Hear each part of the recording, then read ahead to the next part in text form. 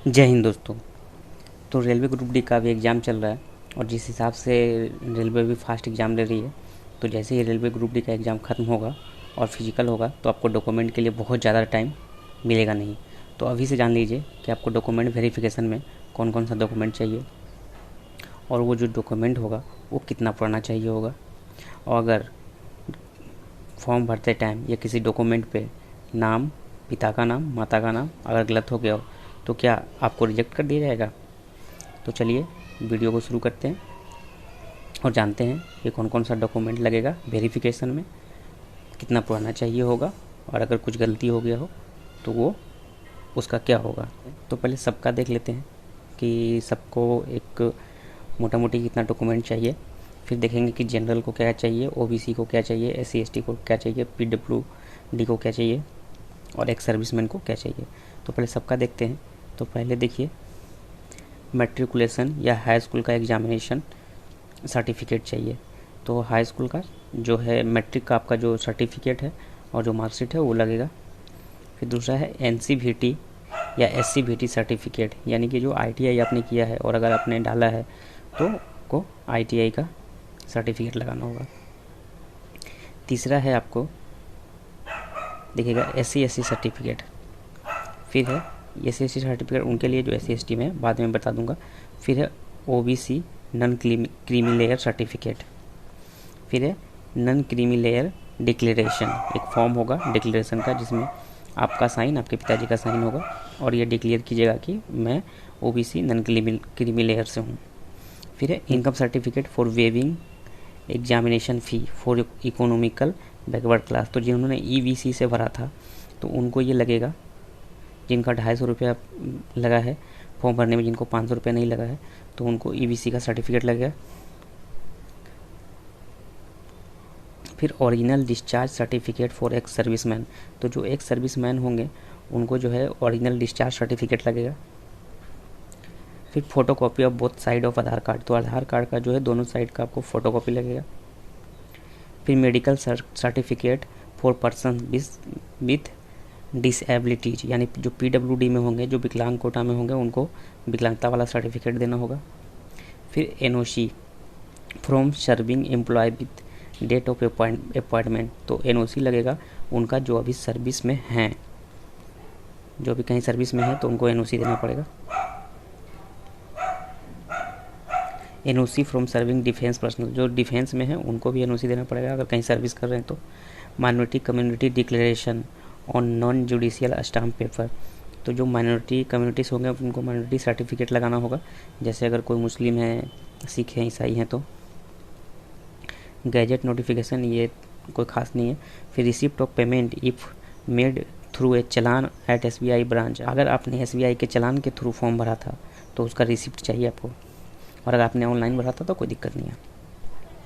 फिर है self certification by the transgender candidate, अगर वो ट्रांसजेंडर कैंडिडेट है तो उनको सेल्फ सर्टिफिकेशन का एक फॉर्म आएगा, उसको भर करके ले जाना है। फिर अगर JNK डोमिसाइल सर्टिफिकेट, अगर जम्मू और कश्मीर से तो उनका डोमिसाइल सर्टिफिकेट लगेगा।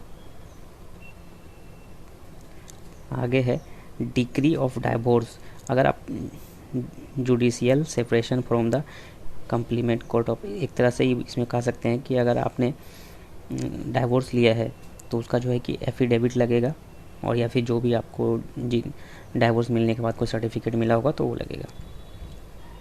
Death certificate of spouse in case of window, अगर आप विडो हैं तो आपके जो हस्बैंड का जो डेथ सर्टिफिकेट है वो लगेगा यहाँ पे। एक service man candidate who secure civil employment after applying for this CEN, तो ये एक सर्विस मैन के लिए बताया गया है। तो चलिए पहले हम अपने जनरल वाले को देख लेते हैं, फिर OBC SC ST सबका देखेंगे किस किस को कौन सा सर्टिफिकेट लगेगा।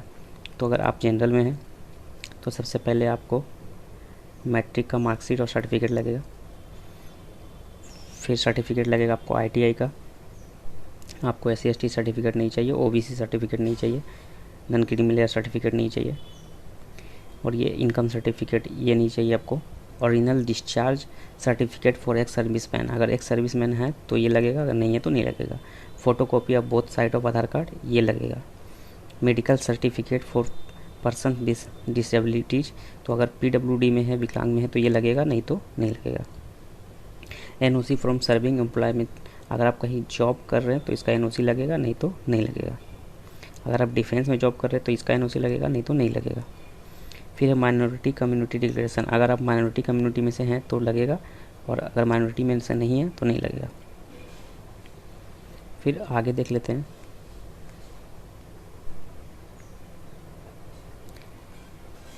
इसको देखेंगे, अगर आप ट्रांसजेंडर हैं तो ये ट्रांसजेंडर वाला सर्टिफिकेट लगेगा, नहीं तो नहीं लगेगा। अगर जम्मू एंड कश्मीर का डोमिसाइल है तो ये सर्टिफिकेट लगेगा, नहीं तो नहीं लगेगा। अगर आपका डाइवोर्स हुआ है तो ये सर्टिफिकेट लगेगा, और नहीं तो नहीं लगेगा। अगर आपके हस्बैंड का डेथ हुआ है तो डेथ सर्टिफिकेट लगेगा उनका, नहीं तो नहीं लगेगा। अब जनरल वालों का हो गया, अब OBC का देख लेते हैं। देखिए, अगर आप OBC में हैं तो आपको मैट्रिक का जो है कि सर्टिफिकेट और मार्कशीट लगेगा। अगर ITI से भरे तो ITI का सर्टिफिकेट लगेगा। OBC non creamy layer certificate लगेगा। नॉन क्रीमी लेयर का जो है डिक्लेरेशन फॉर्म वो लगेगा आपको, वो डाउनलोड करके आप भर लीजिएगा। उसमें आपका साइन, आपके पिताजी का साइन रहेगा। अगर आप एक सर्विसमैन है तो ओरिजिनल डिस्चार्ज सर्टिफिकेट लगेगा, अगर नहीं है तो नहीं लगेगा। आधार कार्ड का फोटोकॉपी तो लगेगा ही लगेगा, वो सबके लिए है। अगर PWD में है, विकलांग में है, तो इसका सर्टिफिकेट लगेगा, नहीं तो नहीं लगेगा। अगर कहीं आप सर्विंग एम्प्लॉयमेंट एम्प्लॉई हैं, कहीं अगर जॉब कर रहे हैं तो NOC ऑफ सर्विंग एम्प्लॉय लगेगा, नहीं तो नहीं लगेगा। अगर आप डिफेंस में जॉब कर रहे हैं तो NOC वहाँ का लगेगा, नहीं तो नहीं लगेगा। अगर आप माइनॉरिटी हैं तो उसका सर्टिफिकेट लगेगा, और नहीं है तो नहीं लगेगा। अगर आप ट्रांसजेंडर हैं तो सेल्फ डिक्लेरेशन लगेगा सर्टिफिकेट, और नहीं तो नहीं लगेगा। अगर आप जम्मू कश्मीर का डोमिसाइल हैं, वहाँ रहते हैं, तो वहाँ का सर्टिफिकेट लगेगा, नहीं तो नहीं लगेगा।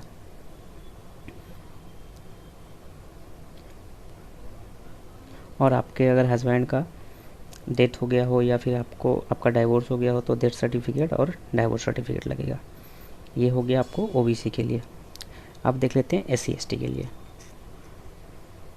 तो देखिए, अगर आप SC ST में हैं तो मैट्रिक का मार्कशीट सर्टिफिकेट, ITI का मार्कशीट सर्टिफिकेट अगर आपने ITI से भरा है तो, फिर SC ST का सर्टिफिकेट, आपको OBC नहीं लगेगा।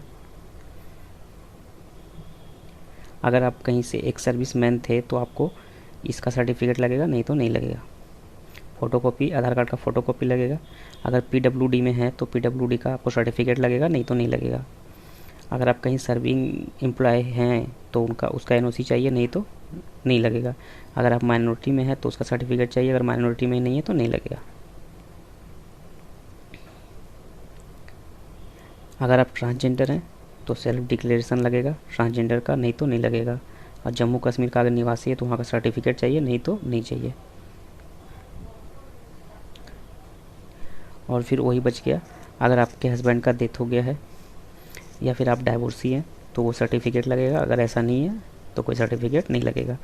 तो आपको समझ में आ गया होगा कि कौन कौन सा डॉक्यूमेंट चाहिए ग्रुप डी में वेरिफिकेशन के लिए। तो फिर दूसरा सवाल था कि कितना पुराना चाहिए। तो जो सर्टिफिकेट है उसमें तो कुछ पुराना होता नहीं है, लेकिन जो जाति आवासीय है या फिर इनकम सर्टिफिकेट है या फिर OBC है, वो कितना पुराना चाहिए, ऐसा है।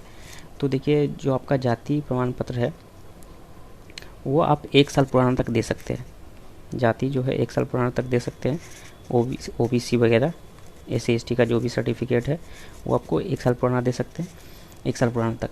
लेकिन जो आपका आय प्रमाण पत्र है, जिन्होंने EBC से बनवाया था आय प्रमाण पत्र है, तो वो जो 6 महीना तक ही वैलिड होगा, 6 महीना पुराना, 6 महीना से ज़्यादा पुराना नहीं होना चाहिए।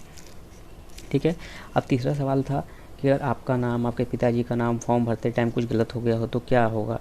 तो बोर्ड भी देखिए इस चीज़ को समझती है कि गलती हो जाती है तो उसके लिए आपको कोई दिक्कत नहीं है। उसके लिए आपको बताया जाएगा कि आप जो एफिडेविट करवा करके ला सकते हैं। तो एफिडेविट करवाने के लिए कोई दिक्कत होता नहीं है, आराम से किसी भी वकील से मिलिए, वो आपको 200-300 रुपये में एफिडेविट बनवा के दे देता है और आपको उसके लिए टाइम दिया जाएगा। तो आप एफिडेविट बनवा करके आप बोर्ड में जमा कर देंगे तो कोई दिक्कत होगा नहीं, आपको जॉब मिल जाएगी। तो चलिए दोस्तों, अगर ये वीडियो आपको अच्छा लगा हो तो वीडियो को लाइक कीजिएगा, चैनल को सब्सक्राइब कीजिएगा। धन्यवाद।